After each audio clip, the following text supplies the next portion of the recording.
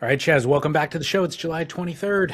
Here we are on a mini Ironman streak. David Lee Scales, 3 days in a row.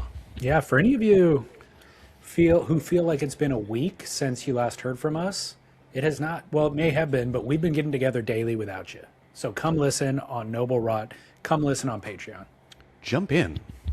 Third day in a row. Remember last week we were talking about, or we had a call or email from Kerner in Sacramento, who is a high school sweetheart who still makes out with his wife in their mid 40s. Sure do. How could I forget David Lee Scales?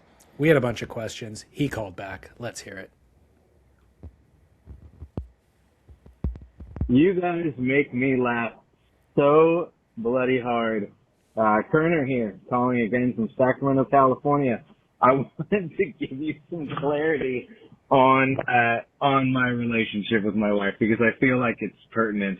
Okay, so we have been together for 31 years. We've been married for 21 of those years. We dated for 10 years before that. So yes, we were freshmen in high school when we got together. And she was a punk rocker and I was a punk rocker. We still both are. We still have love going to shows of any kind at this point. The smaller the venue, the better. We love to surf together. And after my phone call with you guys on Friday, I felt so compelled. I drove straight up to Tahoe where she was hanging out with our friends to celebrate a birthday, that I drove straight up there and planted a huge one on her. No warning, nothing, and had full reciprocation. We have a beautiful relationship. I'm so thankful that she's my wife. We have two beautiful kids and a wonderful family. So I hope that helps. I hope you guys are doing great with your significant others.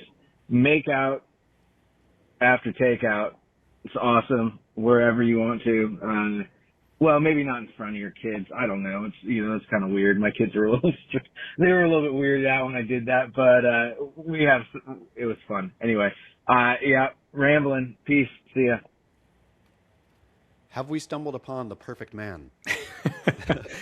Is it too perfect? That's what he really sounds. A beautiful wife. I love my wife. We're so happy together. It's professing a bit much. Okay, so here we go. I think per our conversation, I do believe it was over on Patreon, about Malia Manuel's barrel that looked AI. For those who would like to see it, you can go over to the Patreon. We have a long discussion over there. But in short, Malia Manuel got barreled, or it's an older clip. David Lee sent it over, or we discussed it. He aired it because he thought it was AI, artificially intelligence generated. And it did. It looked all too perfect. And while I was studying it, I was thinking her face is too perfect, right? The whole thing is so perfect that it's off-putting. And now we can also bring Kaileni back into the conversation here, a man who is too perfect, who then people have some kind of distaste for some reason because of his perfection. So might we have our Kaileni / Malia Manuel of the land? As a couple. Yeah, a couple. As a couple. Yep. So I guess we now need a third follow-up, or a secondary follow-up and a third call from Kerner in Sacramento, which is, give us some complaints about your wife. Yeah. You got to call back and let us know what really grinds your gears about her. There's got to be something. What grinds your gears about your wife, David Lee Scales? Don't worry, they don't listen. The menagerie of animals that come through that she feeds nightly. No, I will not play that game with you on air. But I do, like, look, I'm joking when I say he's professing too much. I believe him sincerely.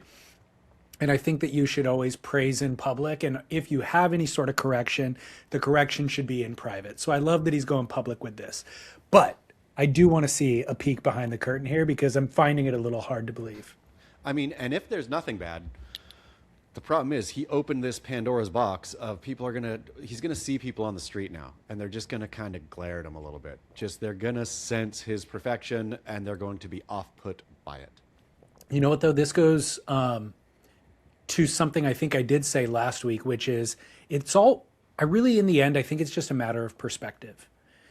Like, aside from any outright egregious personality flaw or bad behavior by the spouse or partner or whatever. It's really just, if you think the grass is greener, then the grass is going to be greener. You know what I mean? If you are happy at home, then you're going to be happy at home. So whatever the little personality quirks are, you have to just take in stride and be grateful for the good stuff. What could Lauren begin to do that would give you pause and say, well, this is one personality quirk too far? It's not a personality. I don't think that there's a personality quirk that could be too far. I think it has to be like an outright character flaw. Somebody who lies, cheats, steals, is always operating in their own best interest. You know, those are things that would be very difficult to have a successful partnership with. What if she's Lauren in every way, except she's just developed a little bit of a taste for methamphetamine? I would try to help her solve the problem first. Are you talking a little bit of a taste or like an actual addiction?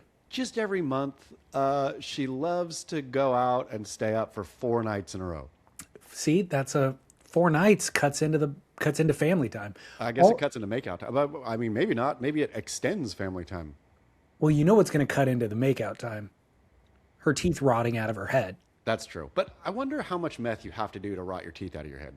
Like, what if she just 4-day bender a month? Let's say she, let's say she 4-day bends biannually. I don't think she's going to rot her teeth at that point. Yeah. But I do think that there's secondary consequence that comes with it. I don't think you can do that in isolation without having it affect other aspects of your life. That's true. I don't know. I'm not an expert. I feel like I don't know a lot of like heroic crystal meth stories. Any positive tales that start with crystal meth as the jumping off point. That's really true. You know, like I've got this all under control. Just once every 6 months, I just do some meth. I have found a silver lining now that I'm thinking about it, in that I really admire her resolve in being able to just keep it quarantined into 4 days every 6 months. Yeah. That is impressive. I mean, totally. It shows like a real will, like almost more willpower than if she didn't do meth at all. I'm pretty impressed by her at this point. Yeah. It's a bad choice, but like her moxie and resolve is, I mean, I knew it in her. That's why I married her, to be honest. What if she doesn't do the meth, but what if she starts feeding meth to the raccoons? Wow, a methed up raccoon. Dude, I would not be surprised if she had a meth's habit.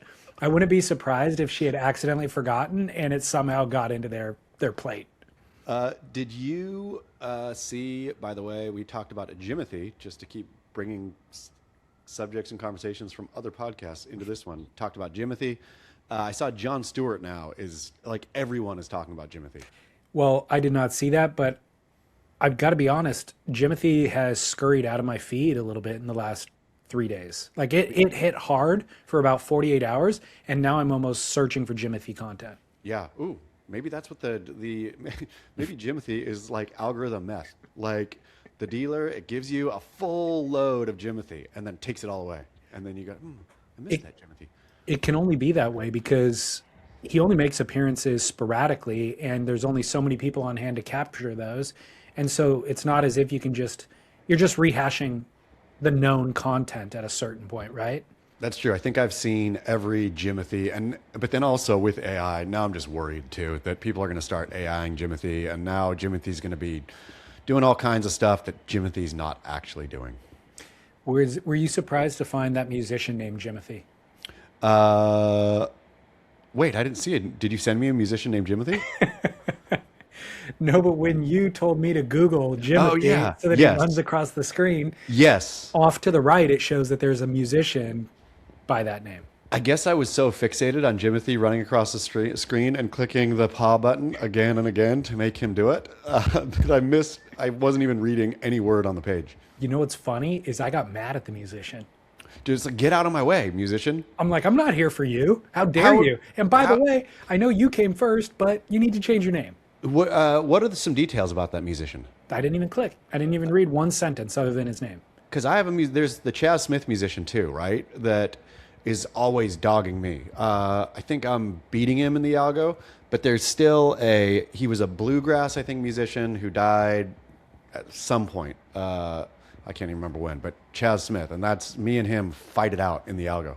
So there's also I want to say like a Norwegian band from the 70s called Chaz and Dave. Oh, really? Yeah. How are we not playing those? People started sending it to me like 5 or 7 years ago or something, and like I had a chuckle then, and then just never thought about it again. Well, I'm gonna as soon as we're signing off here, I'm gonna put some Chaz and Dave on, especially if they're Norwegian. I'm already liking it. I'm not exactly certain it's Norwegian, but Swedish? something. Yeah. Something. Sandy? Something, and again, it's 50 years old at this point. Let me just check it up real quick. Okay, pop duo from 1972. Oh, they were formed in London.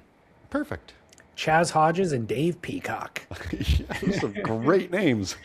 Their style of music, they were labeled as Rockney, which is a mix of pub sing-along, music hall humor, boogie-woogie piano, and pre-Beatles rock and roll. I mean, I'm sold already. You had me at Peacock. Dave Peacock. Yeah, don't know if that's his real name or not. But okay, well, let's move on.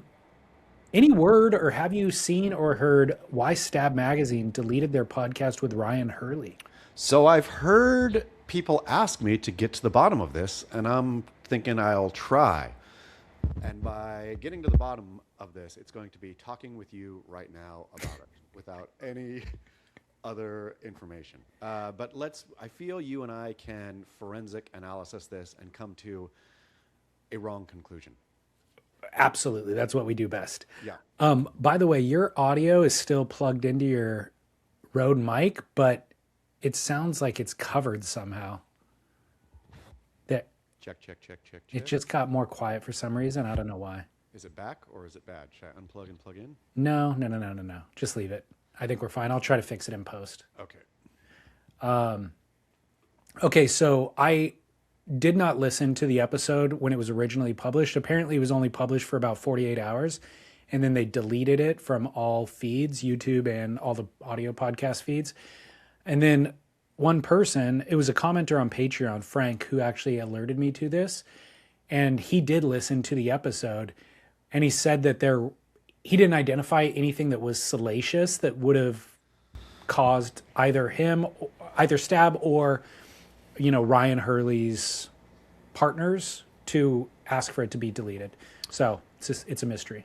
I'm going to have to assume that it has something to do with Bluestar Alliance.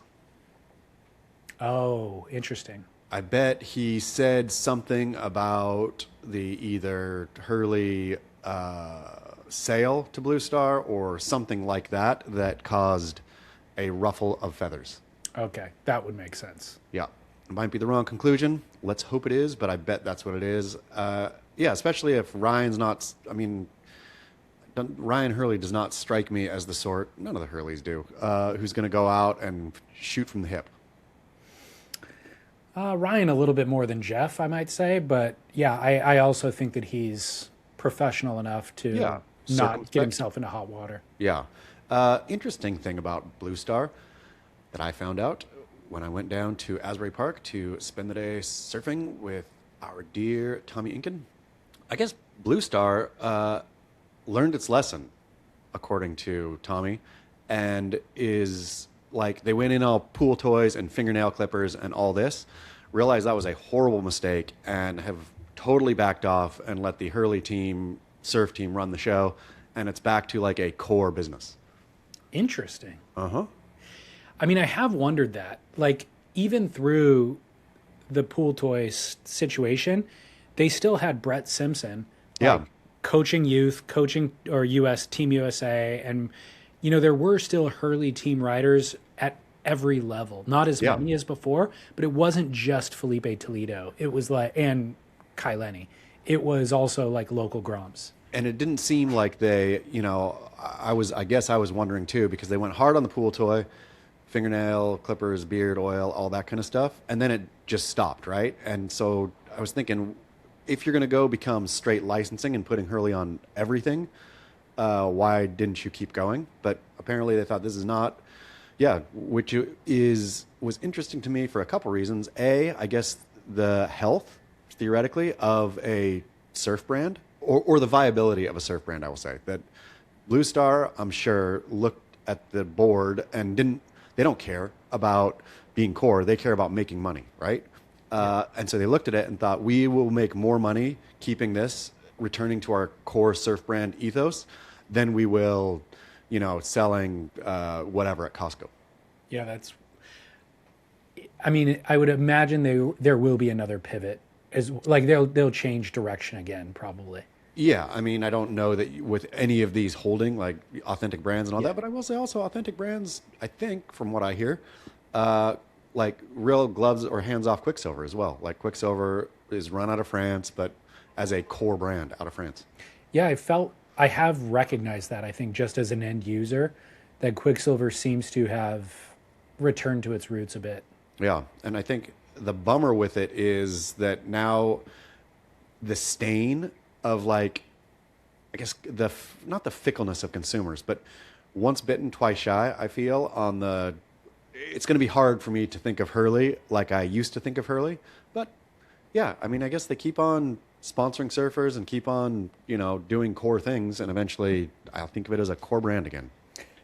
I don't know that I don't think it can restrict back enough for me to think core brand, but really all that I care about is making contributions back into the culture. And so that does mean sponsoring surfers, that means putting money into events, and that also means creating content that is, entertaining and impactful. So if they're making surf videos again, great, I'm in. I appreciate it. If they, I would fully go all in on Hurley if they started also sponsoring surf podcasts. And by surf podcasts, I mean the grit. Hurley, come on in. How much outreach have we done? I guess we can take part of the blame since we haven't made one email. Yep. But maybe we should. Yeah. Well, back to Stab Podcasts. I got another listener call from somebody that you got coffee with yesterday. Hey, David and Chaz. It's Alejandro from San Diego. I was just listening to the new Stab Mike episode where Sam McIntosh and Duma interviewed Dane about surf films. And Duma asked Dane, what do you think is if there's new ground to be broken for surf films? And Dane, jokingly, says virtual reality. And then they move on from the conversation. But I heard that and thought, I mean, imagine you're a pro surfer, you go out, you experience the craziest waves ever, like John is right now. What if you were able to actually record the experience in such a way and transfer it so that somebody would pay to feel what it's like to get those waves and do those turns that John is doing? Obviously, I don't know how that technology would work, how it would plug into your brain or make your senses perceive that that's the reality that you're experiencing. But I would pay for that. Sounds pretty fun on first glance. I'm like, that sounds pretty cool. I don't know. What do you guys think?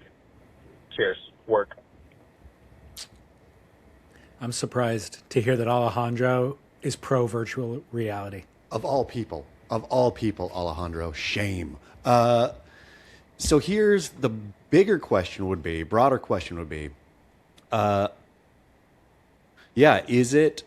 would you shortcut?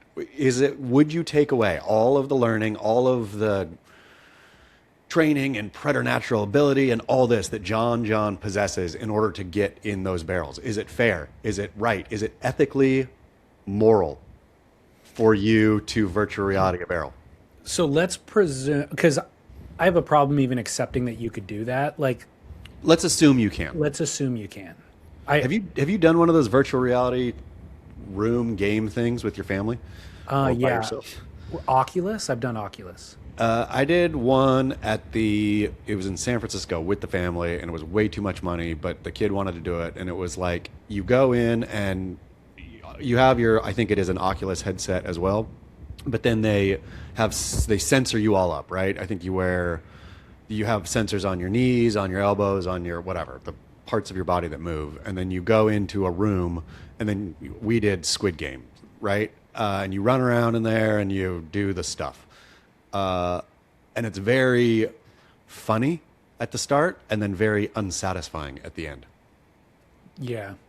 I think there's also a disorientation that comes with it. And so let's leap forward into the future where this technology exists and it's not disorienting anymore, and you get whatever John gets from the experience. The sensors are all there.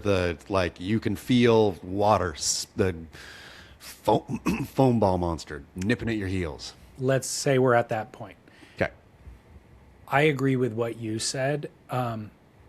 I actually saw Sam Altman he was at a conference a month or two ago, and I saw a video clip of him. Basically, he was stating this outrightly, which I was like, man, I don't know if you should be saying this, but he was saying he is going to catalog all of human knowledge and then sell it back to us. Humans. Yeah. Sell it back to humanity. That's what his stated goal is. Basically, it's a convenience fee. It's like, I'm going to do all the work of gaining everything, putting it all in a place, and cataloging it, making it searchable so that you can find anything that you need in a moment's notice.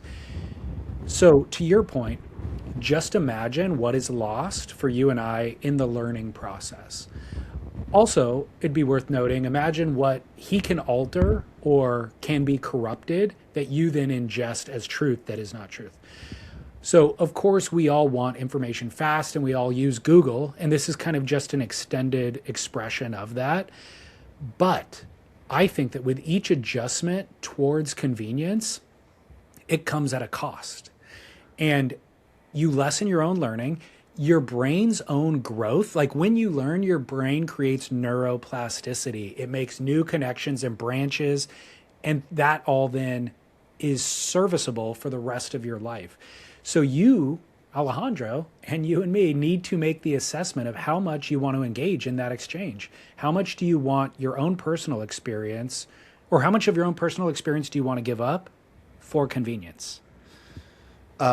Yeah, I mean, alongside that, I would say or argue, and maybe this is a full Luddite thing to do, but that humans were better. I think it could be argued. Humans were better when we had to go to the library to learn things.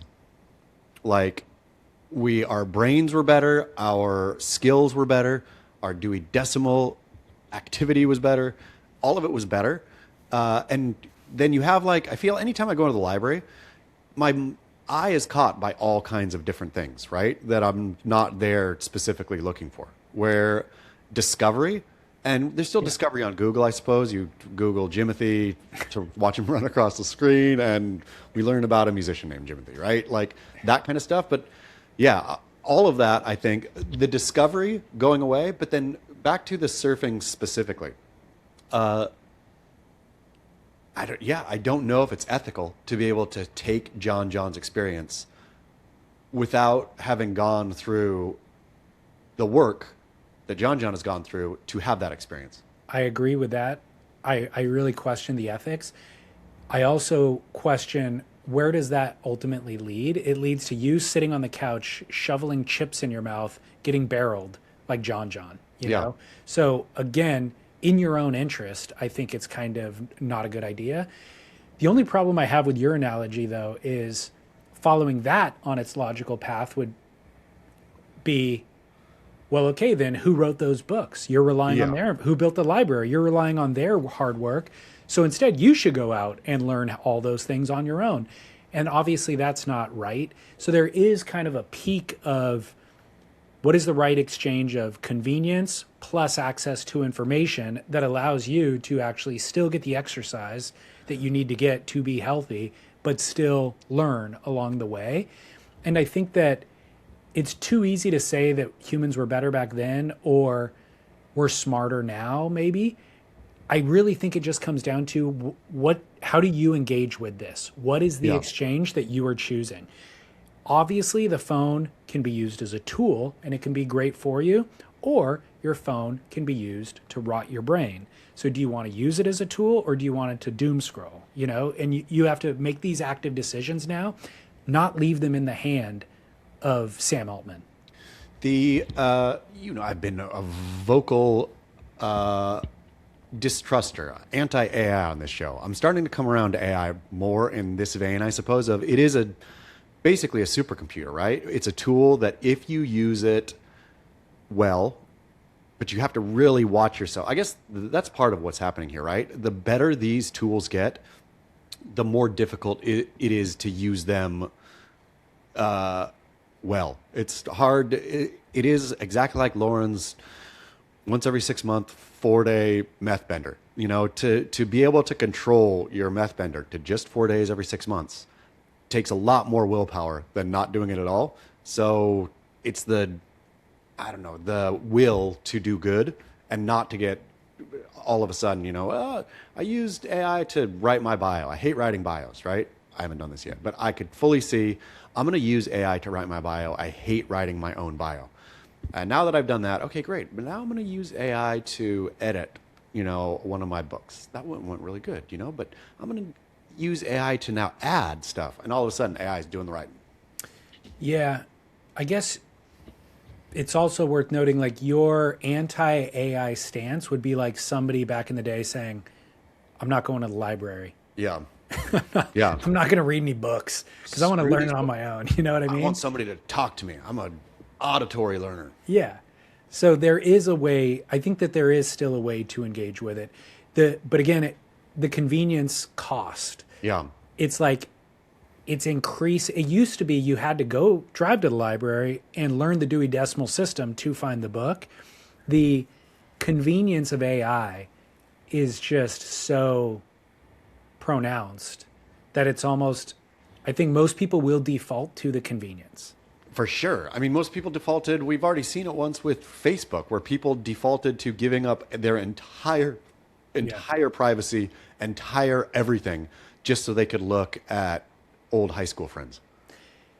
I feel like as it relates to surfing, surfers know this innately, which is why it made me surprised that Alejandro is in on the idea. I feel like surfers would be the most likely group to never embrace virtual reality surfing.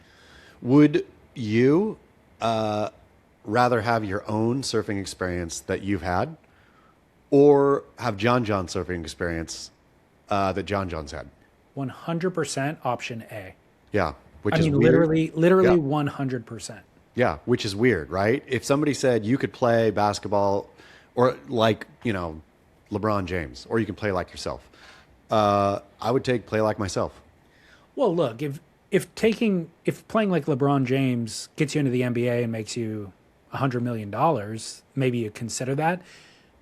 But that's not what we're talking about. We're talking about your real life experience of surfing 2-foot waves poorly, regularly, or a phony version of being the best surfer in the world. Do you want reality or do you want phony? Yeah, and this is all of this game is assuming that the phony is like same as reality as you experience. Like it's, I guess to be perfectly frank, I don't fully believe that's possible. I don't buy into that premise.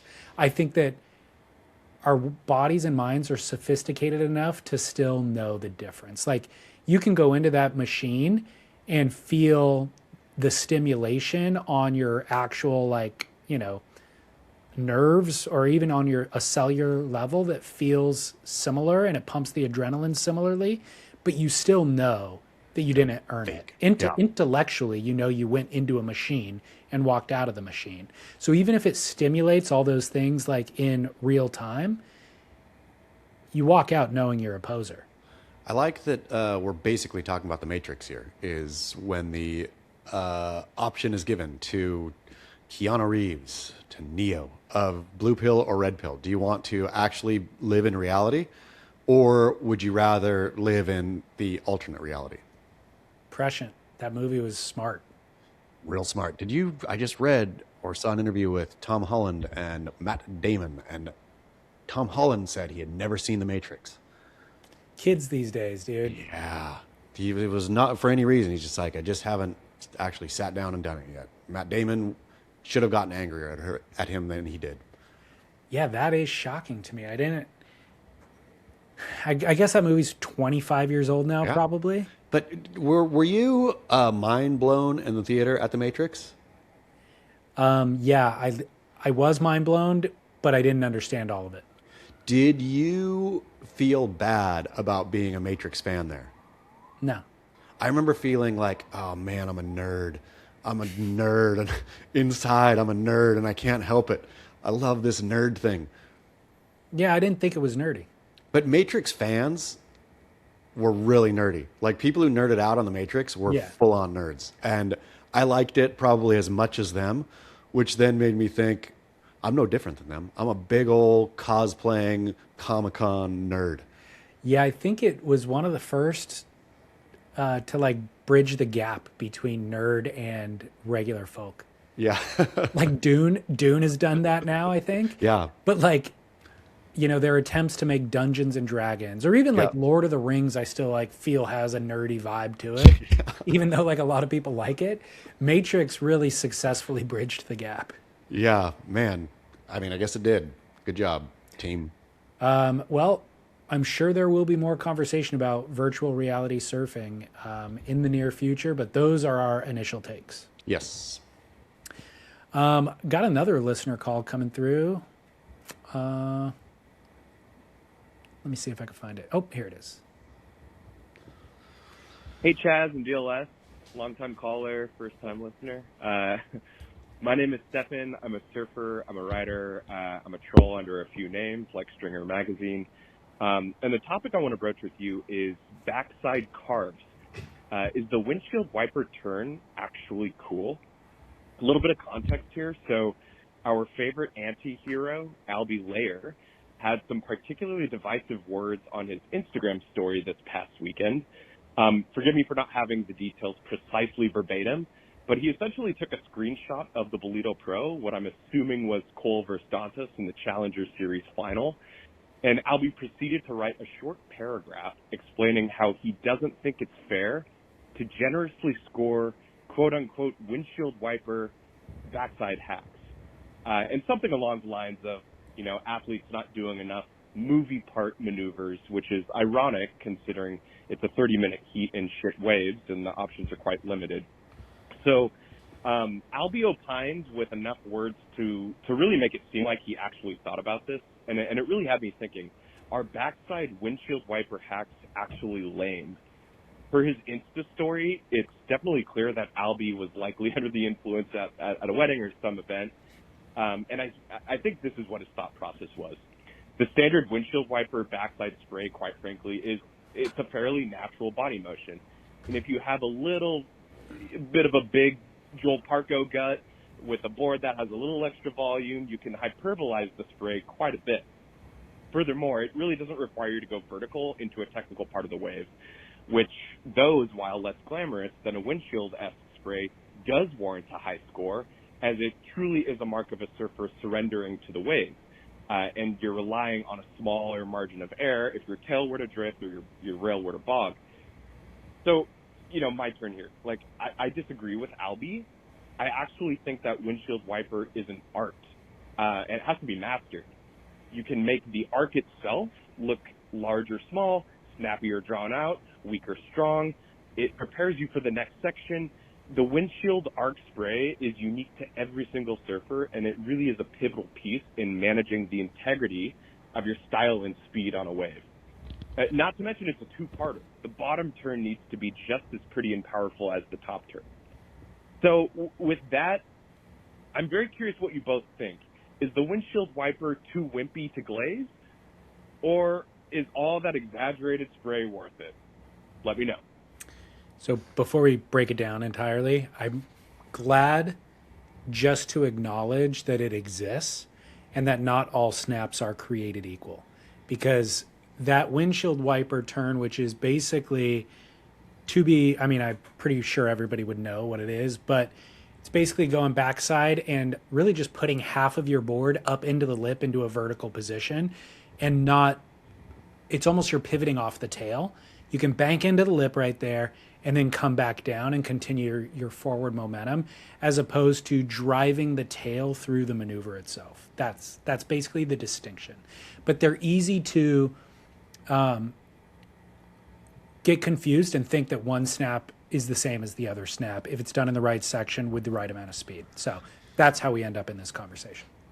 I definitely think the windshield wiper backside, it's my not my least favorite backside thing, but it's definitely below a full either backside hack or a full tail drift or a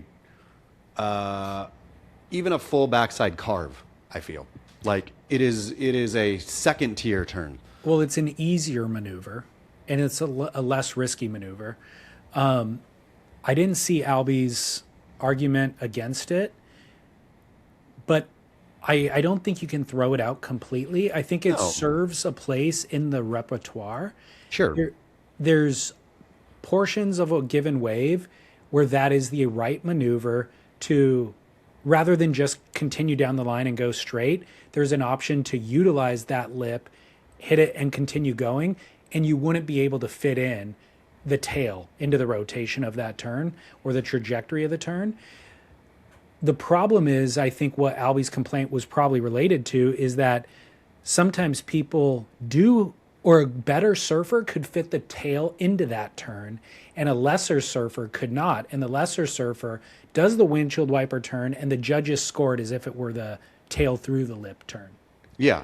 I mean, I think precisely that. It's because, again, I mean, in any kind of surfing, variety is the spice of interest, right? Like I don't want to see the same surfing done the entire wave. And the windshield wiper turn as a bit of variety, great. But if at the Bledo Pro, I don't know what was happening because I didn't watch, but if they were getting scored equally, the windshield and the either blowtail or the real snap, then I think Albee would have a point. But picking that out and saying it should be the windshield wiper turn, saying it should be disappeared or disavowed, I think is a bridge too far.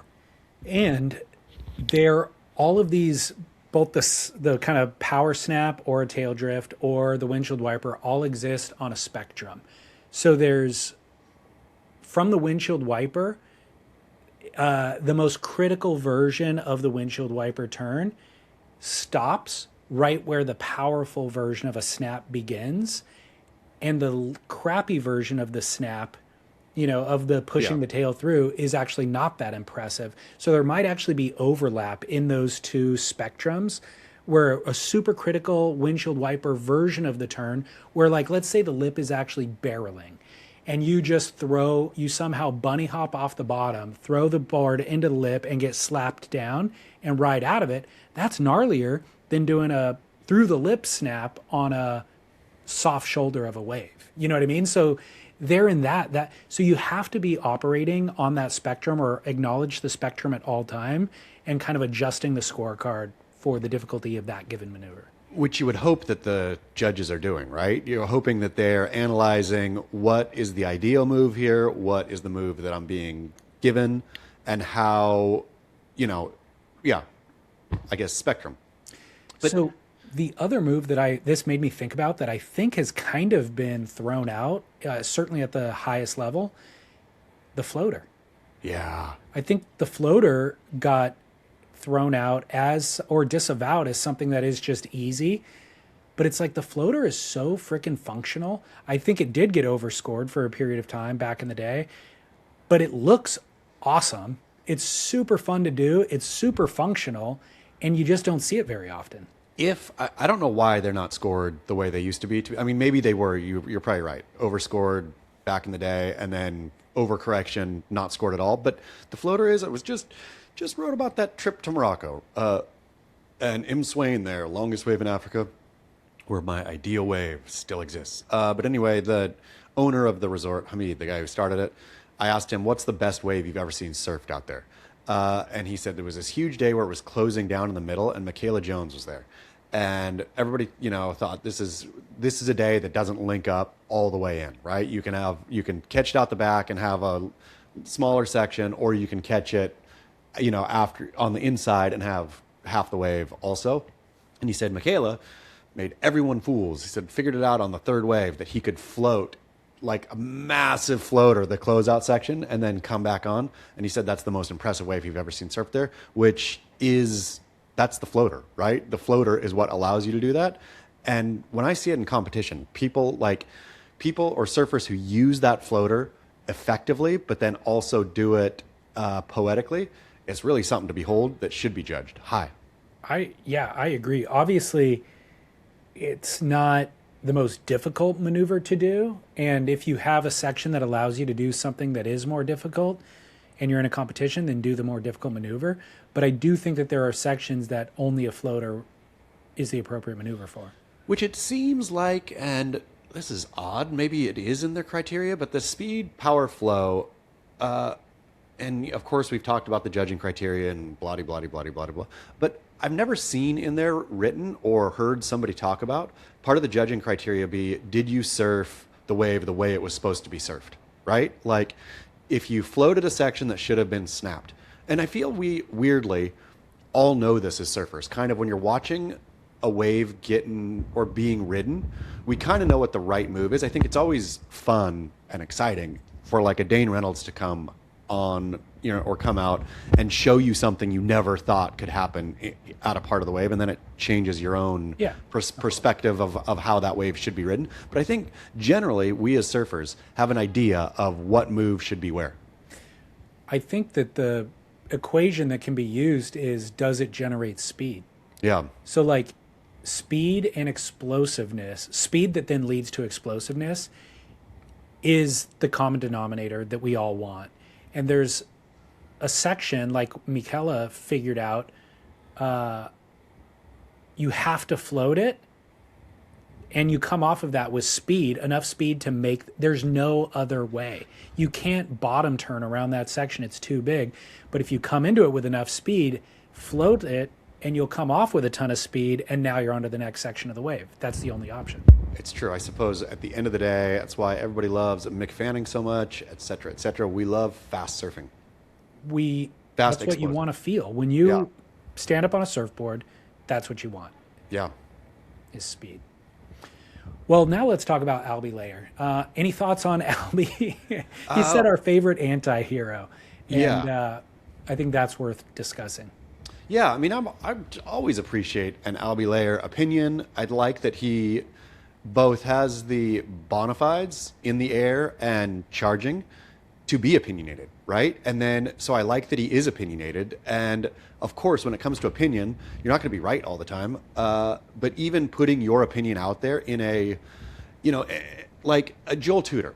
Love Joel Tudor too, right? Joel Tudor is as wrong as he is right. But I feel Joel's almost a lesser version of Albee because Joel doesn't have Albee's Bonafides. Yeah, there's no question about Albee's Bonafides.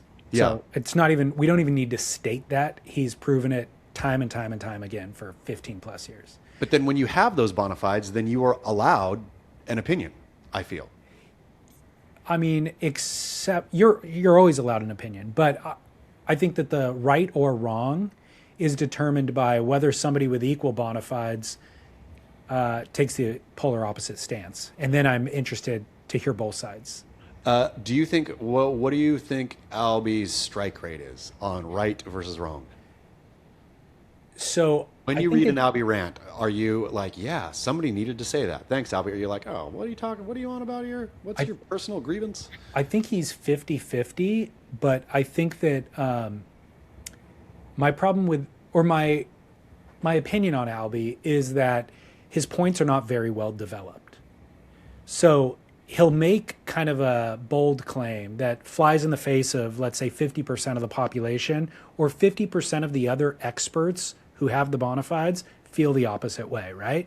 So then I'm a fan who doesn't have the Bonafides. I love that we're using that term. And literally never said that word once in 8 years of podcasting, and now we've said it 32 times. 50 times. I don't have the qualification, but I have an opinion on the subject matter. And ultimately what I feel is he's not a deep thinker, but he feels strongly about certain things. It's almost like we've talked about locals in the past, where I'm like, I'm for localism in general. My problem is the guy who's doling out the punches is kind of the wrong guy to do it. You know what I Yeah. mean? Yeah. Like you want the enforcer to be somebody who's a little bit more magnanimous and not so driven by emotion, let's say. And so that they can really, when they do throw the punch, it's to Well the right, thought. it's Yeah. for the right person for the right reason, and everybody has to agree that was a justified punch. Yes. I feel like Albee sometimes is saying the right thing 50% of the time. He's just maybe wrong delivery or the wrong person to say it or something. Or there's like another layer of conversation that I think he needs to hear as a retort to then fully develop his thought. And maybe he can then provide a follow-up response to the person who's arguing with. But on the internet and the platforms that he's previously used, there's no nuance to the conversation. He's just launched a podcast with Jack Freestone. I think it's called Washed Up Studios or something. And it's like maybe this is now a platform where he can actually develop his thoughts a little bit more fully and do a more thorough analysis on whatever the salacious headline is. I love that. I would be a fan of a Jack Freestone Albee Layer pod, I think. Yeah, I haven't listened to any of them, but I do, I think, follow the Instagram account or their Instagram accounts. And so I see like their little snippets that they're putting out. And nothing has enticed me to listen to the show based on those snippets. What are they? Is it like inside surf pool? Is it or surf baseball, or what is it? It's just not interesting. It's Oh. like them riffing on, the first one I think I saw was Jack telling a story about competing against John Florence when John Florence put down those 2 big turns at Margaret River because Jack was in that heat. And it's like I got the 60-second version. I think I got all I needed to out of that conversation, And yeah, they're just two buddies telling surf stories, basically. So the exact nuance and analysis that I'm saying might be good for Albee, I'm not willing to go and listen to. What do you think Albee's hard to get a read on for me. What's Albee's stock in is it high? Is it low amongst the average surfer? Do you think the average surfer who's, if you know Albee Layer, the name, you can assume you're already a core surf fan, right? Nobody who's not a core surf fan knows Albee Layer. So if you know Albee Layer, so anyone who knows Albee Layer, are they like, yeah, that's my dude? Or are they like, that dude needs to pipe down? Or are they, do they not have much of it? Is he as big of a lightning rod as Joel Tudor say? No, he's not as big of a lightning rod. I think that Joel Tudor says things that would offend or rally an average Joe who doesn't know anything about surfing. Albee Layer says things that would only offend or rally hardcore surfers, basically. Yeah. But I like Albee as a figure, and obviously his surfing's so impressive. I've always appreciated his surfing. And I like him as a figure. I like having him in the space making these bold claims because I think that a lot of those things need to be said. But to answer your question about his stock, I think his stock is on the down side. Like if you're asking stock based on whether it is up or down, as related to previous value shares or the value of the share, it's down from what it once was. I think it used to be higher. Albee and Matt Meola, I think they were like their Beatle-like union when they broke. Not that they've broken up, but I feel they don't do stuff as much anymore, right? They don't, and I also think that their stock was never valued as high as it should have been. Yeah, I mean I guess that's what was surprising when Albee and Matt were doing their thing together. Man, I thought that was so powerful and invigorating in a way, and it just feels like it got lumped in with everything else that was happening at the time. Like, yeah, there's this, but I was like, wait, this is way cooler. I forget what the name of their little vlog series was called. It was very funny. Yeah. And they would do these little skits at the beginning where they're like sitting on a bearskin rug in front of a fireplace, like drinking champagne or something, and they'd have a couple of jokes. It was very, very funny. Yeah. And it was like the tone was just right. It was early days. It was like before a lot of other people were doing vlogs. And then it would cut to the surfing, and the surfing blew away everything else. I mean, John would spend 2 years making a film that was equally as impressive, but they were doing this every other month. Yeah. And the cinematography and the filmmaking was next level. It was like incredible. And it was all funded by Rockstar. And I feel like that is almost why it never really penetrated with as much resonance as maybe other things would have, is the Rockstar packaging just feels like motocross kind of, you know? And so I think that the good news is they pay well. So it was able to finance those productions presumably, and hopefully those guys made some money. But once it has that branding, it's almost like, okay, well, it's already paid for and taken care of. You guys go ahead and like do your own marketing with it, as opposed to rallying a bunch of other sponsors, brands, and other people to help push it, you know? Well, was it? It wasn't Take Shelter Productions. What was it? So Take Shelter is the filmmakers company. I think Dan Norkunas or whatever his name is. Yeah, but what was there? Why can't they stinking find the name of their vlog? Yeah. Oh, yeah, that thing. It was gem. amazing. It was like the David and Chaz of old. I also like, I feel like Albee maybe more than Matt has a little bit of a bone to pick with the industry, or like a chip on his shoulder or something. And I think that it's justified actually, because they were honestly like out surfing everybody for probably 7 years straight, over and over and over again. And got nothing for it. I mean, obviously they were getting paid and whatnot, but they didn't get vaulted up into the upper echelon, even though I felt they were full. All through those years, to be quite frank, I was scratching my head thinking, somehow I'm missing something. I'm the dummy here, because I think this is incredible, and it's treated in the community, I guess, or this industry, as pretty average. So I think that they did get compensated for it. Like they made a living. We can't say they got nothing for it. But just in terms of the plaudits, I suppose. Yeah, they made a living off of it for a period of time, and they got invited to be in John's $2 million film because of it. Like they played supporting cast because John respected their surfing enough, but they still aren't mentioned at the same level of John. Yeah. And I mean, ultimately, John has world titles and stuff that he can point to, so that makes sense. But they weren't mentioned in the same conversation as Dane Reynolds, even. Yeah. No, I mean, they weren't mentioned. They weren't mentioned, I feel, in the same. Like, they were like a third tier down, I feel. Like, if John and Dane at the time were the top, right? Then there was the Julian Wilsons and this kind of in the middle. And then Albee and Matt were below that somehow. They were the windshield wiper turn, or the floater. So, funnily enough, not doing either of those things. Yeah, bummer. Yeah, sorry, boys. Well, welcome to the world of podcasting.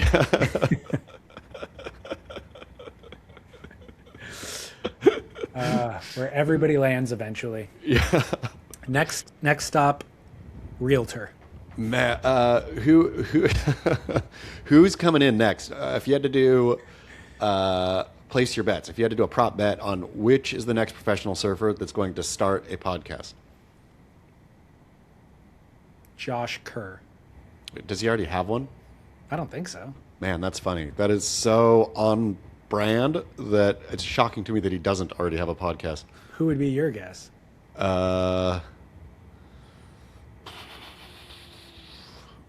Who's a good...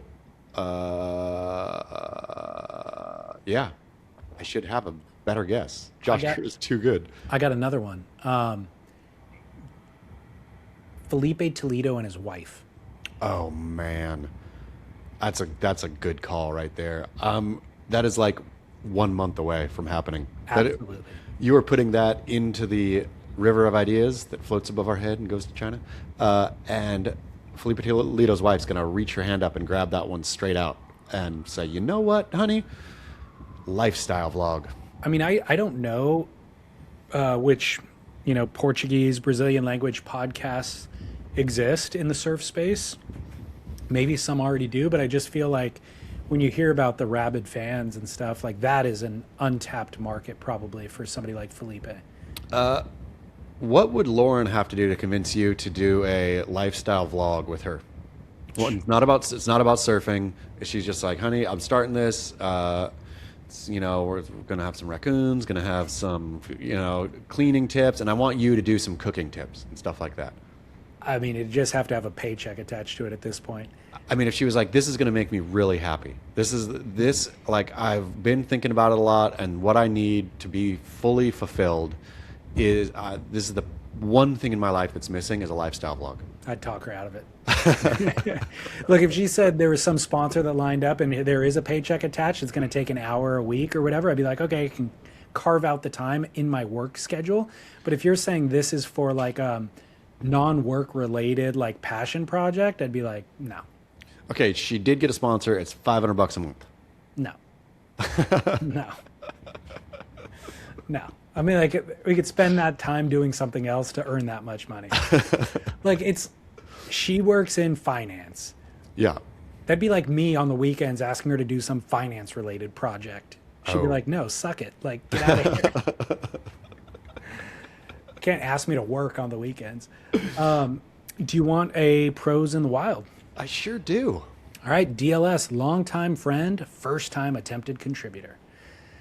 I wanted to submit a very current pros in the wild. My family and I just spent a month in Bend, Oregon.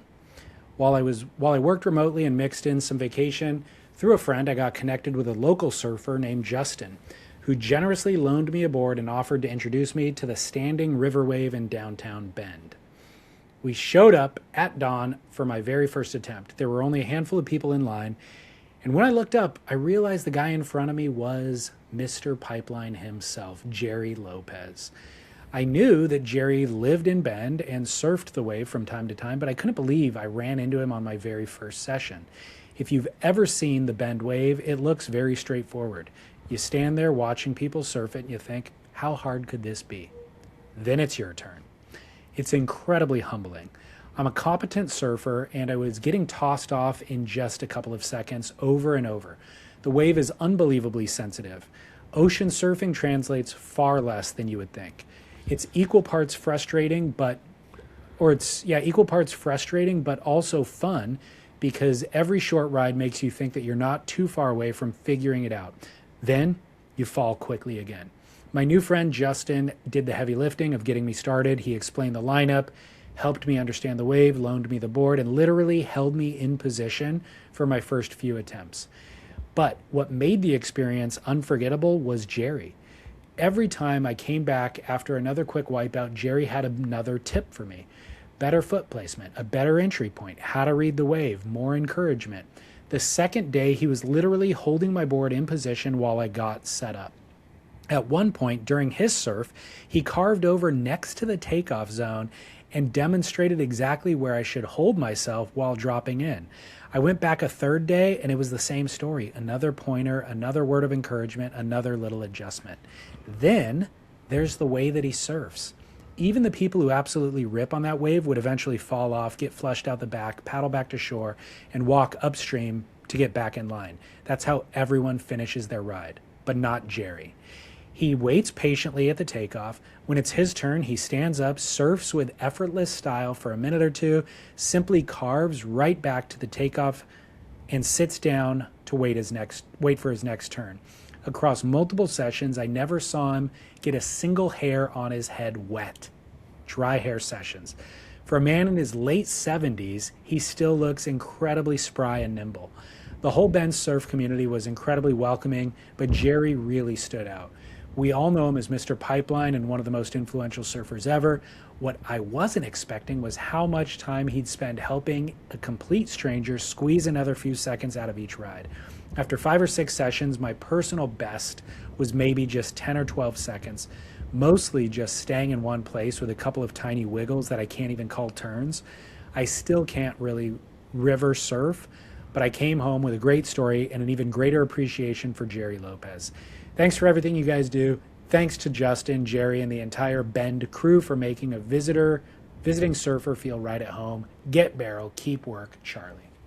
Charlie, thank you so much for that email, and couldn't have been better because I think that Gerry Lopez catches too many silly strays on this show. I think I've teed off on Gerry Lopez more than once, mostly about his soft tops, but probably on other things as well. Mostly undeserved, except for the soft top thing. And so great to hear what a good dude that Gerry Lopez is. I don't know why he catches so many strays. I met Gerry Lopez up at Baldface once, and he was nothing but wonderful to me. He catches strays in the wild, too, not just here on the show, but for the exact things. I mean, the soft top, of course, the most obvious, but I think there's even like a little bit of an animosity towards him just going up there, and like river surfing seems, you know, anathema to Mr. Pipeline. Is part of it that if you are so greatly blessed with a skill and you don't share it with the world, I wonder if there's some like, you jerk, you owe this to us. We don't get to surf like you surf like you. We need to watch it. I'll tell you exactly what it is. Yes, firstly. But it's when Billy Joel shows up to Madison Square Garden, people just want to hear Piano Man. Yeah. If he starts playing a new song that he's working on an album forthcoming, you're like, all right, time to go get a beer. Yeah. Like, just play Piano Man. And so the idea of Gerry, I mean, to be clear, the reason he moved to Bend was to snowboard. So he has a secondary, maybe it's even his primary passion now, which is powder. And so he's still living his own passionate pursuit. And then the river just happens to be there. It's not like he's there to river surf. But again, I think people just want to hear Piano Man. It's true. But also, I think, I mean, this is a broader discussion. Do you owe it to humanity if you have been so richly blessed? Because Gerry Lopez rips on a snowboard too, right? He snowboards powder very gracefully, but there's a ton, almost anyone, not anyone, but anyone who's been professional snowboarding powder for a while does it as good or better than him, right? He doesn't, it's not like, wow, look at that. The same cannot be said for Pipeline, right? I mean, the line, and maybe not now, but the lines that Gerry drew out there, his stance, his every bit of it. There's a reason he's called Mr. Pipeline, right? Yep. And so does he owe it to us to just stay and surf Pipeline? I was blessed. I didn't ask for it, but it was ladled upon me. So it's what I got to do. I got to clock in and clock out at the pipe. No, he does not owe it to anybody. But the good news is, I think that if you've reached these kind of high levels of whatever, Billy Joel or Gerry Lopez, that is a blessing in your life. And it would be smart for you to operate from that perspective always. I think that'll just allow you to live a more happy life and satisfying life, is if you're always in the position of like, wow, amazing that this many people love me and I've been able to make a living off of this thing. And so if it means having to show up at the boardroom show and sign some autographs, or at Surf Expo, or at the Waterman's Ball, or whatever, then that's the price I have to pay. That's the price I'm willing to pay out of gratitude, because the people want me. I've seen Gerry all kinds of places doing all kinds of wonderful things. He still is. I mean, he's honoring so many of those obligations still to this day. Anytime I've ever seen him, especially in a public setting like that, he has been super gracious to everybody. But he ain't playing Piano Man. He ain't out at Pipeline getting shacked. I think that's his version of Piano Man at this point. His autograph signing. I think so. I mean, that is the ultimate grind. That's true. Good job. Good job, Gerry. No more strays. Showing up at Costco to sign autographs. Charlie started out that email with longtime friend, first time attempted contributor. Charlie was the very first sponsor, paying brand sponsor of this very show. Of the Grit? Yeah. Wow. Thanks, Charlie. Spy sunglasses. Oh, epic. I remember the Happy Lens. The Happy Lens. We had a Happy Lens segment. Yeah. And yeah, he worked for Spy. He doesn't work for Spy anymore. But he was a longtime listener who's just like, dude, how can we support? How can we help? And it was just a super organic. I feel like I didn't even know how much to charge at the time. Like I had to Google, like, what does a podcast charge? for listeners who are curious, it's $25 for every 1,000 downloads.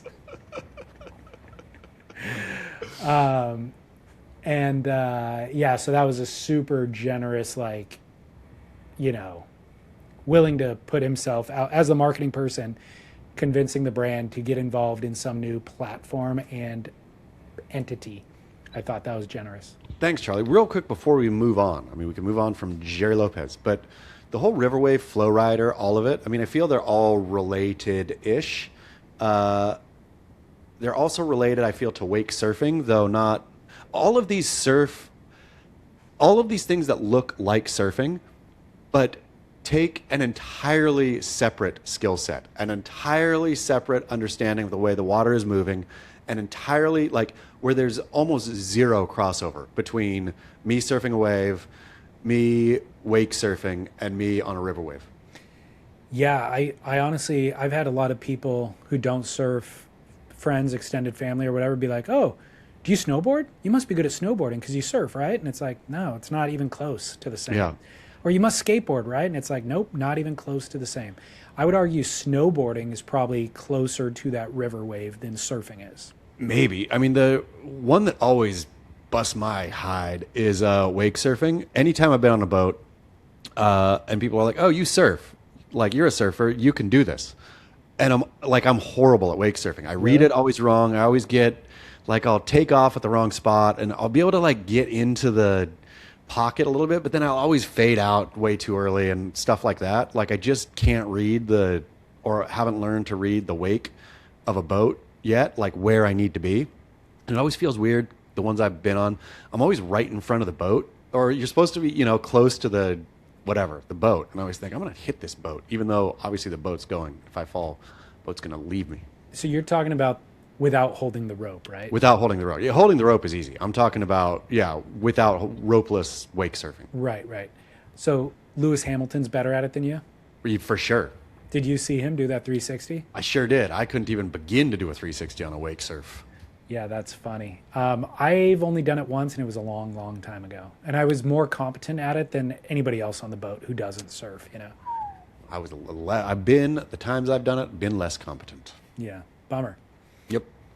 I think also, we haven't mentioned it, but wave pools are the bridge in between. Yeah. Where it's like you think it is surfing, but again, the water's moving differently and it's got different energy, and it's not as difficult as the river wave, I'm sure, but it's not nearly as much like an ocean wave as you would think. No, I mean, especially Kelly's. I guess I haven't surfed any of the other ones, but Kelly's is like, yes, there's moments when you're up and riding that you can kind of convince yourself, but it's not. It's like a completely different sensation. This actually is probably more related to the virtual reality conversation we were having, which is there's a disorienting effect that blocks you from doing your thing. And once you get past that, which might take, for a pro, it might take 1 or 2 waves, but for us, it might take 1 or 2 sessions. Once you get past that disorientation, then you can kind of find your groove and translate what you experience in the ocean to there. But it's not the same thing. No, it's not. I mean, I think that's always the block for me, is how my mind thinks this is surfing, and I've got to whip my brain into shape and say, this is a river surf wave. This is entirely different. Do not apply what you think you know about surfing here, because this is not surfing. Learn this for what it is, which is a separate activity. Start from scratch almost. Yep. All right, well, lots of good work done here in the first portion of the show. Let's go to commercial break and come back with Barrel or Not. All right, Chaz, welcome back. Yes. Is that, yeah. Oh, never mind. Okay. Did you watch Enemy yet? I haven't yet. It's on tonight. The wife, I guess she was gone yesterday too, but up for tonight. Tubi, Enemy. Yeah. All right, let me know. So remember 2 weeks ago at the end of the show, we were talking about sleeping naked, and then kind of stumbled on the idea of sleeping. The worst look ever is a dude sleeping with a t-shirt on and no underwear or no bottoms. Just the t-shirt is the only article of clothing. Like sleeping in boxers. No problem. Not that bad. Looks fine. No. Sleeping with a shirt and no boxers, unbelievably weird looking and creepy, right? Real quick here though, do you sleep with a t-shirt? Yes. So these are my two options. T-shirt and boxers combo is one option. Naked is the other option. Wow. I'm going to be honest with you real quick here, David Lee Scales. I always quietly judge men who sleep in t-shirts as less than. What's the judgment? That they're less than somehow. I get a little chilly. Yeah. I think that's it.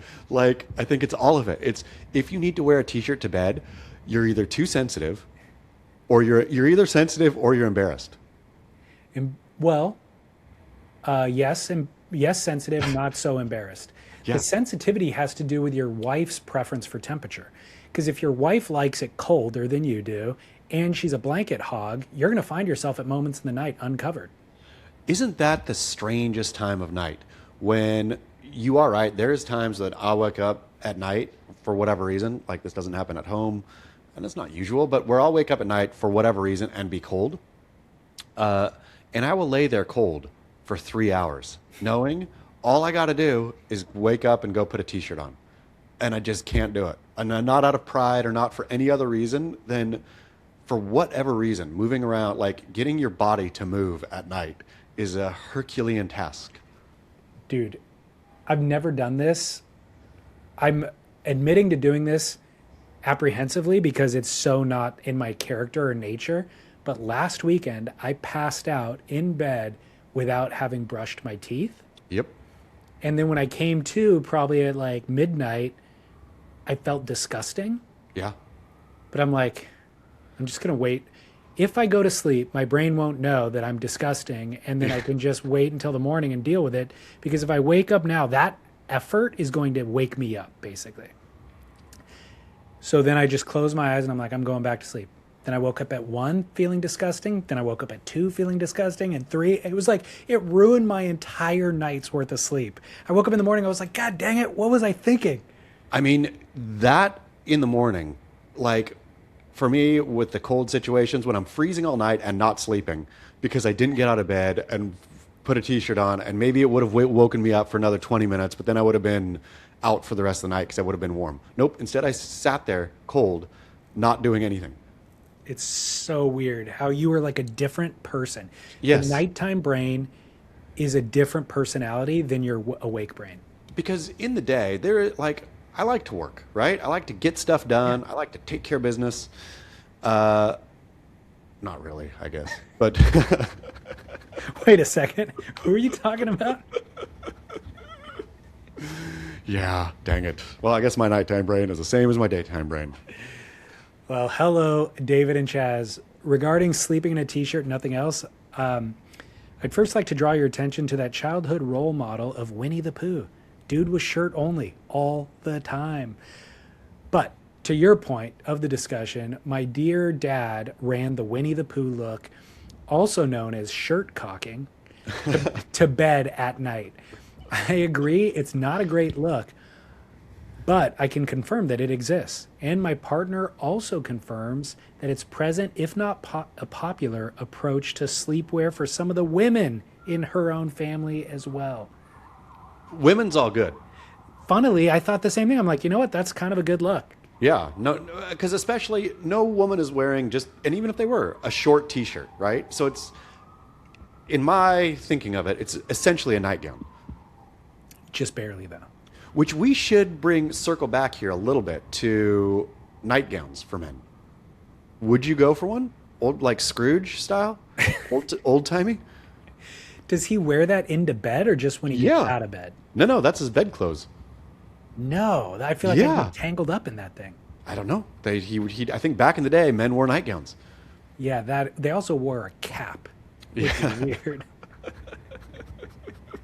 What about the pajama set that kind of looks like a tuxedo? Yeah, the wife got one of those for me for Christmas once, like a silken. And I thought, okay, this is going to be fancy, right? I think she was thinking about, it would be a dapper look for me, right? I would wake up in the morning, I would go downstairs in my slippers and my tuxedo, my Hugh Hefner pajamas and make coffee and look dapper. And man, I just couldn't do it. Not that I didn't or disliked the dapper look. It's just weird to sleep in a full set of clothes. It is, even if it's silk. And the Yeah. buttons, it's got Yeah. like a lapel on it. Like, Yeah. it's weird. Yeah, weird. I feel it was 2 Christmases ago, I got my dad the best pajama option available.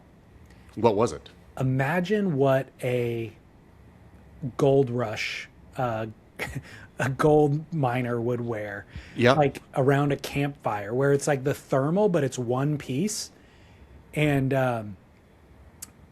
in the cartoon, you probably have a flap that you can unbutton at your butt. Yeah. Because when you get out of your tent at night, you don't want to take off your entire one-piece ensemble. But it's like a one-piece thermal, basically. Did it have a flap on the butt? It did not have the flap on the butt, but it had the flap on the front, like the pocket, like your boxer briefs have Okay. that little pocket there. Yeah. Why were miners waking up at night and pooping? Might have been for the morning. Yeah, but I guess so. I guess it's colder or as cold in the morning as it is in the evening. Yeah, it's Or like a at night. prospector's Yeah. pajamas, basically. Yeah. Yeah. Well, good job. Good Yeah. job for you. Did your dad like it? Yeah, he loved it. Great. I think he said he wanted pajamas, and like I was searching for them, and I'm like, what are these prospector pajamas? These things are awesome because they're old timey and like, I don't know. I thought it was cool. Yeah. I don't know if he liked it. I think he liked it. All right, barrel or not? Hey, man, since we're on the theme of fashion and Stab Magazine's podcasts, we've got a call that I did not load into the machine. Hold on one second while I load it. Hey guys, I got a barrel and anonymous calling from North County, San Diego. Been witnessing this revival of late 90s, early 2000s fashion, in particular in the surf culture as of late.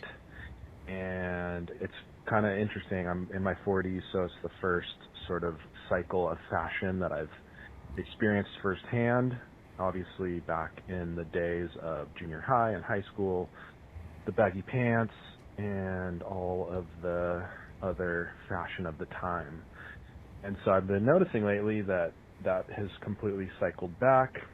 I've been kind of referring to it as the 90s coming back. I mean, it looks like all the eyewear brands and the surf apparel brands are just literally grabbing their catalogs from that era and just introducing them. And I recently heard Dane Reynolds on the Stab podcast refer to it as Y2K, and it dawned on me that I had no idea that that's the term and other people are aware of it. So it is prolific. I don't know how I feel about it. I don't personally really like it, but barrel or nah, Y2K fashion resurgence. Do work. I'm just connecting the dots now with you saying that Hurley is now like going back to the core and Quicksilver going back to the core. I feel like there's a market for it now. Well, no, they just put the company back in the hand of the creatives who worked in the industry back in the day, and those people from back in the day don't have any new ideas, so they're just like, let's just open up the old files, let's regurgitate it. They're real smart though, because they're hitting zeitgeisty. Because this is beyond right. This Y2K look. I mean, all daughter, 13-year-old friend. This is all, and it's beyond surf, right? It's not. They're all wearing, but surf was such a big part of that Y2K actual fashion boom with the Tillies and or what were all the PacSuns, the whatever, all those mall stores that sold surf stuff, right, to kids back in the day, like when we were when we were of that age, the Y2K age. But in any case, so this goes beyond, but I think that the Quicksilvers and Hurleys and Billabongs and probably all of them are, I'm sure their sales are all up since stuff is all back in fashion. Didn't like it at the time, don't like it now. I couldn't wait to get, I never wore like black flies I'm sure I did accidentally, have some of that stuff, but I always thought it was too garish then, and I think it's too garish now. I was never a fan of that look. That was my exact response to this call. Was my only issue with it is that it's trying too hard to make a statement. Yeah. Like, your clothing does make a statement about you. Like, even if you are reserved and conservative in your attire, that makes a statement, you know? Yeah. But in my opinion, the statement shouldn't shout. And I feel it's bizarre as an adult male, especially as an adult male. Certainly less bizarre for teens who are trying to figure out their personality type. And so they are making these kind of bold statements. But it's weird as a male to wear like a t-shirt that has an actual statement on the front. Like, whether it's a logo for a brand that you love, or I'm into fitness taco in my mouth with a picture of a taco. You know, it's just freaking weird. It's juvenile and immature. We get it. You're fat. Yeah. But it's juvenile. Yeah. Yeah.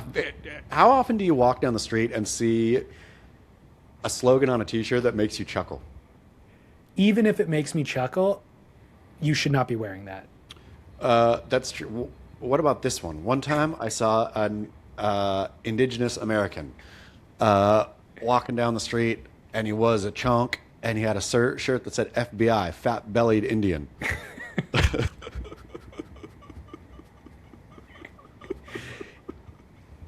It's the first time I see it, I laugh.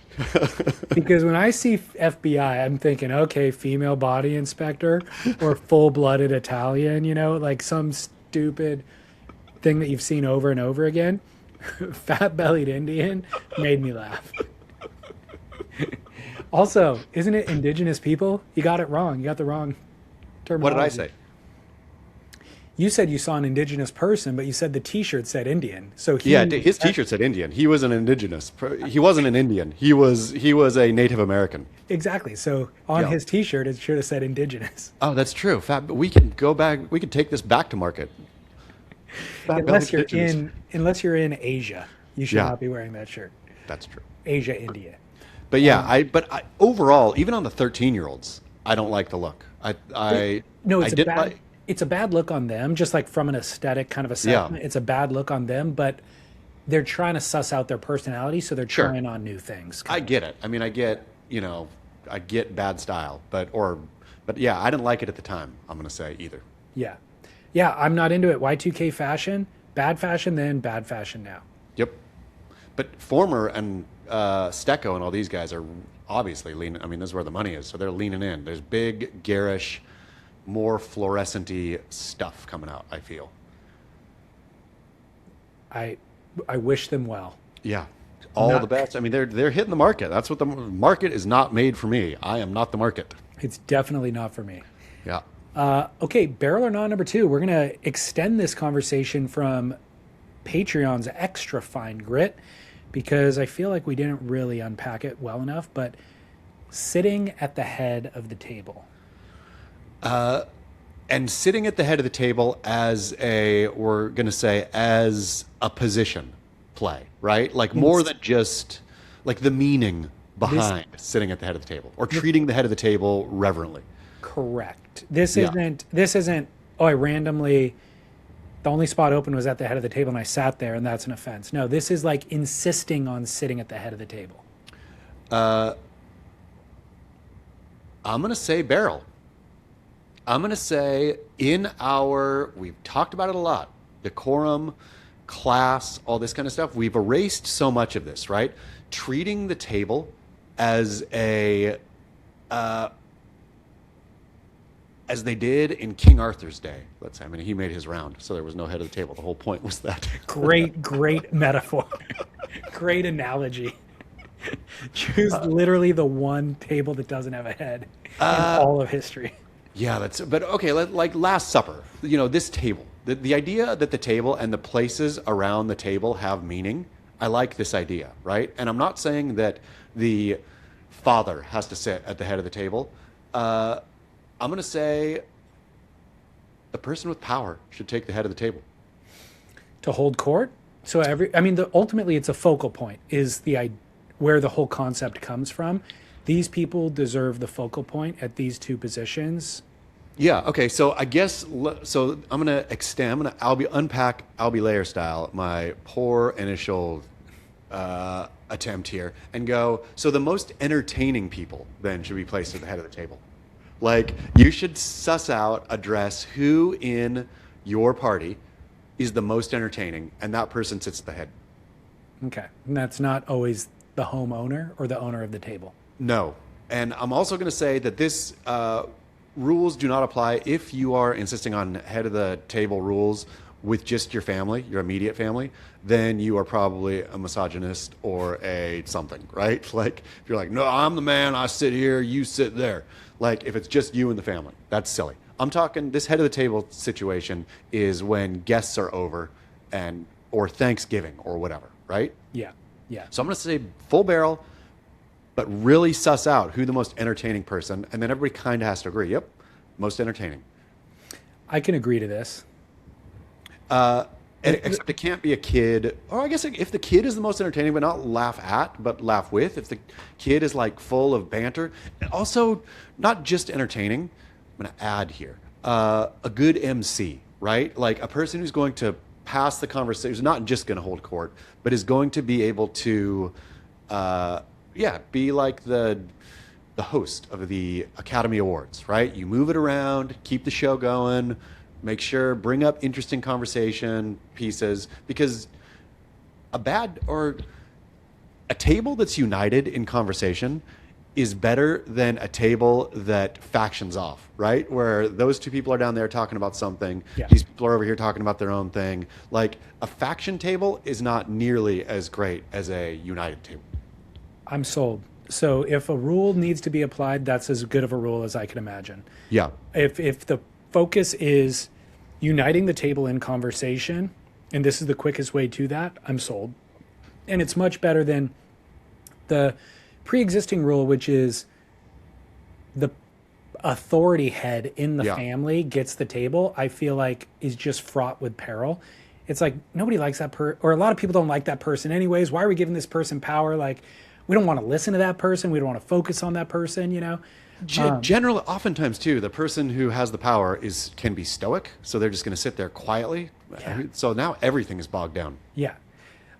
So this came up in conversation on Extra Fine Grit, I think it was, because I was saying we had family staying with us last week, and when we sat down for a particular meal, I happened to put Austin's plate down at the head of the table, and then somebody made a comment like, oh, aren't you going to sit there, David? Because it's our house. And I was like, no. And it wasn't like I did it unknowingly. I did it because I wanted to be closest to the kitchen. So because I'm the one responsible for the food. So I sat closest to the kitchen. And then Austin, by virtue of being at the head of the table, is also between Lauren and I, so we can both access him. So it's not as if functional. It was just function. Yeah, exactly. It's like I'm not going against the patriarchy and making a statement or anything like that. It's just there's other rules at play here that take precedent over the patriarchal rule. But go ahead. If you went to your this is weird though, now that I'm thinking about it a little bit. If you go to your dad's house and everybody's standing around and say extended family is there, would you go sit at the head of the table? It's like, hey, everybody, hey, David Lee, sit down. Like, what? No, because I know that rule exists in our society, and so I don't want to step on the homeowner's toes. I would never sit at the head of the table as a guest. Yeah, which is weird though, right? Is that because I wouldn't either, that we all hold the head of the table sacredly for some reason. But I guess to your point, it's not to ruffle feathers in case somebody cares. It's not sacred to me, but I'm aware that it could be sacred to the homeowner. Have you ever sat at the head and then realized, faux pas? I don't think I have. I just I know instinctually, I never pick the head of the table. Like even in my own house, I don't really pick it. Do you like to sit at the head of the table? I'm not opposed to it. I'm not afraid of it. But I kind of feel like you, where if that position is required to hold court a little bit, and I generally don't want to. Oh, yeah. Yeah. Like I'd rather leave that position to somebody else so I don't have to do the talking. I suppose I like the head of the table a little bit. I really do like to pepper a table with questions. I'm comfortable in the position if I end up there. Yeah. Not my choice. Okay, well, I think we solved it. The jester goes there. The jester. All right, final barrel or not coming in from a longtime listener and contributor. Hello, David and Chaz. It's Kevin, formerly from Ventura, with a barrel or nah. Barrel or nah, adults riding e-bikes, and a little bit behind the thought on this one. So, recently moved to a small surfside town, beach city, horrible traffic, limited parking. Surf spots are very close, a minute and a half, 2 minutes on an e-bike, but that could turn into a grindy drive or a nightmare finding parking. So I find myself parking my car when I'm at home, and primary source of transportation is an e-bike. At the same time, you don't see a lot of adults riding e-bikes, so I'm wondering if I'm riding around being that guy. But at the end of the day, it's a decision for me. But it got me thinking, barrel or nah, adults riding e-bikes. Discuss. Work. Okay, I'm going to go. My initial instinct anytime I see an adult on an e-bike is always negative. If I see a surfboard attached to that e-bike, it is initially negative, but then kind of within the next 30 seconds turns into a begrudging appreciation, that because that person would likely be in a car otherwise, right? And so they are A, saving traffic, B, saving parking spots, all of it, right? Like they are a solution, or not a solution, but they are not making the problem worse. They're not making bad problems worse. Then the tertiary thought I have, though, is how far away do you live here? How lazy actually could have a bike sufficed?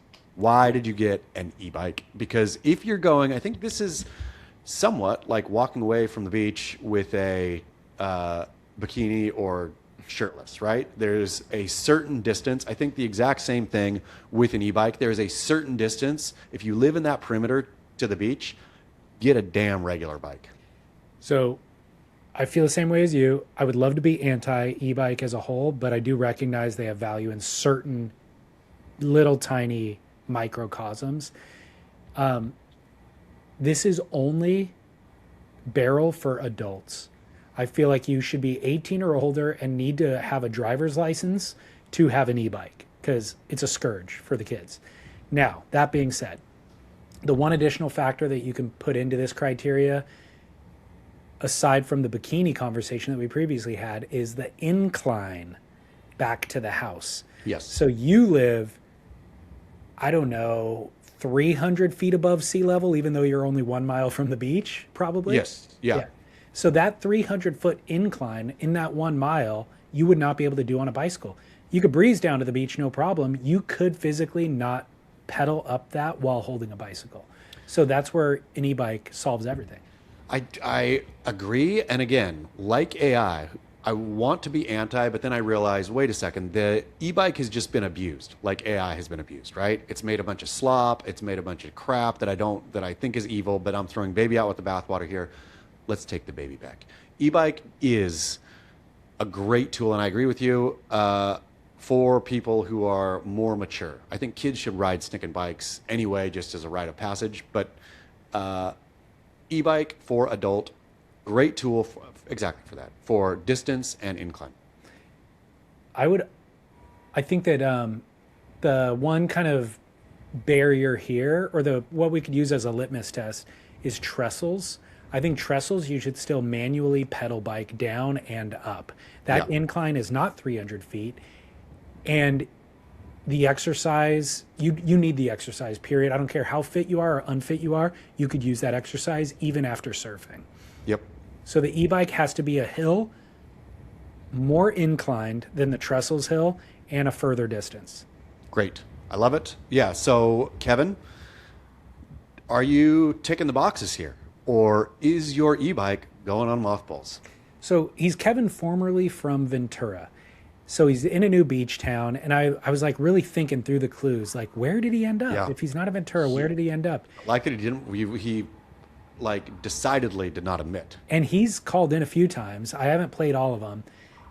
And he's always given a little clue, but he won't admit. So I'm going to email him and try to figure out, or ask him where it is. But until then, my best guess, Manhattan Beach. Oh, okay. He said a lot of breaks close. So it's all right there. Like, I mean, Manhattan Beach doesn't have a break, full stop. It's a piece of garbage. It's a piece of It's surfing all within a short couple miles of one another through the South Bay. Terrible parking, terrible traffic, and hills. Like, even if you're 2 blocks away from the beach, you're still up a hill. I'm going to go different here. People who move to Ventura or live in Ventura, in my experience, hate Los Angeles. Yes, generally. They very much, and so unless Kevin had a big job or something, he had to move to Manhattan Beach, I'm going to say those Venturans are already, even though they are decidedly in Southern California, consider themselves Northern Californians. So I'm going to say Kevin went up to Santa Cruz. That could apply to Santa Cruz too. Yeah. A little bit more parking, a little less traffic, but still congested. Yep. I'm going to say he lives in Santa Cruz. Santa Cruz doesn't have many hills, does it? It does, yeah. No, okay. Definitely. Well, we'll report back. I mean, he probably doesn't want us to report back, but I think I agree with you. In theory, a Ventura resident would much more likely move north than south. The amount of vitriol for Southern California in Ventura is wild. It's like the hill there, whatever that pass is, that you go up Thousand Oaks and then drop down in Ventura. Yeah. Somehow that hill is like a great wall of hatred for them. It's deserved. Like, they are only forced to go that direction occasionally, and when they do, it's hell. Yeah, that's true. And then they're catching hell from people coming that direction and polluting their idyllic little Ventura. It's the worst, dude. Yeah. Good job, Venturites. Keep the hate alive. Well, I hope after all this is said and done, I hope that he did move north instead of south. Yeah. Well, Kevin, let us know. All right. Thanks for the email. Thanks for the call, I mean. Okay, Chaz, great show. Like I said, listeners, if you haven't heard from us since last week, go over to Patreon, search Extra Fine Grit. You can find 2 episodes that took place between last week and now. Go Patreonize too. It's really helpful to the business. $5 a month. You could do $10 a month if you want the video version. So that's, now that I'm posting Noble Rod over there, that's what, 12 episodes a month for $10? It's $80 a show or something? Or 80 cents a show? A steal. Steal. All right. Well, Chaz, until next week. Keep work.